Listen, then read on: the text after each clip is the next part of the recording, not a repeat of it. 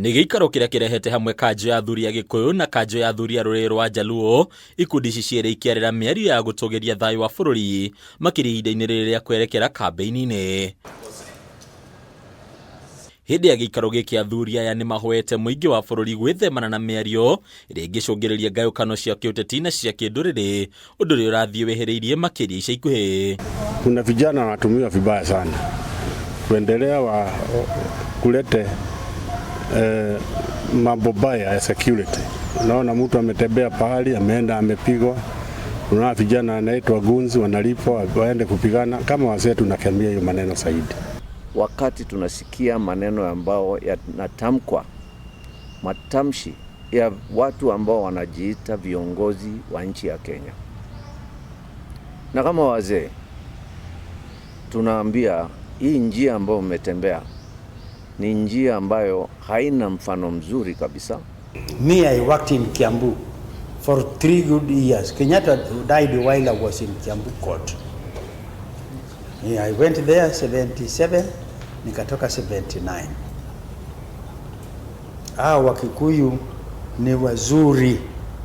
Mkubwa yangu nilipata huko.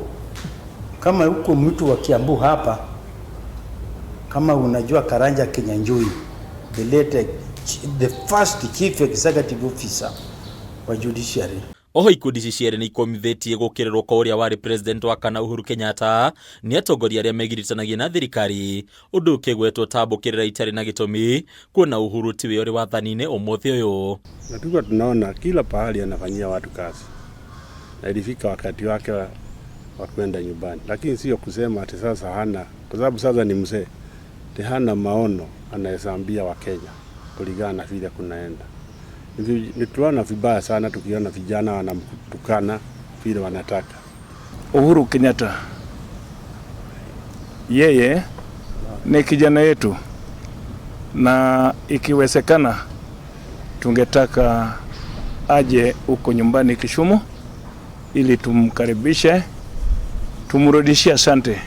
Kũringana na mũikarĩri gĩtĩ wa ndundu ya athuri a Gĩkũyũ Wachira Kĩago, ũteti wa ũmũthĩ ũngĩaga kũrorwo waya gũtindĩkĩrĩria bũrũri ngaya-inĩ ta iria ciarĩ kuo mwaka-inĩ wa 2007 2008, ũndũ ũrĩa watigire bũrũri na irema iririkanagwo nginyagia ũmũthĩ. Na inaonekana miaka 20 ambayo itakuwa imepita tukifika mwaka ujao, vile ambavyo mambo inaendelea, tuna hofu sana kwa yale ambayo mmepanga ama yale ambayo yanaweza kutukia. Tafadhalini, tulizeni akili zenu na hasira zenu, mtulize, msituweke katika shida, msiweke hii nchi katika shida tena. Hatuna nchi nyingine ya kukaa sisi. Nchi ile tuko nayo inaitwa Kenya, na Mungu ndiye alitupatia tuje tulewe watoto wetu hapo. Hatutaki kuharibu hii nchi iwe kama zile zingine zimeshaharibika. Na tukikaa kimya, hii kitu vile tunaendelea tunaweza ona kunaweza kuwa tena uwagikaji wa damu vile kulikuwa 2007. Hatutaki hiyo maneno ipo. Hadini ya Kameme TV, Leto lako ni Bataru wa Mwangi.